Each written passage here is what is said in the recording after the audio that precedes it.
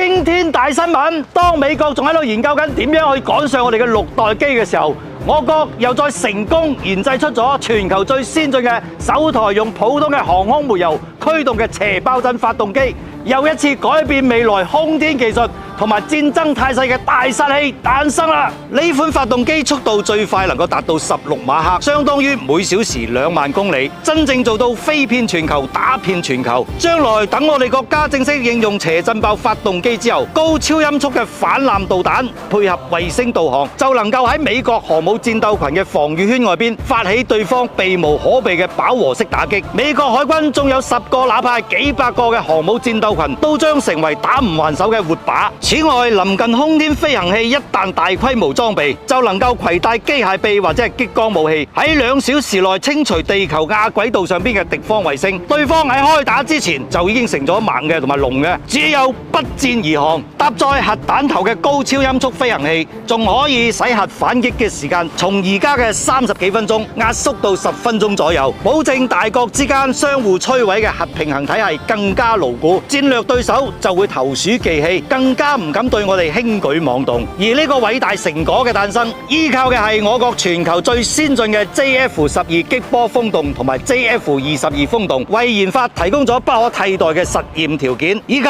我國12家頂尖嘅科研機構嘅聯合攻關、長期嘅理論積累以及不計短期利益嘅研發投入，令中國喺美俄等國技術停滯嘅時候，能夠實現彎道超車。中國斜爆震發動機嘅突破唔單止係技術層面嘅飛躍，更加係國家綜合實力同埋戰略遠見嘅體現，標誌住中國從跟跑者向規則制定者嘅轉變。此生有幸入華夏，為中國科技點讚。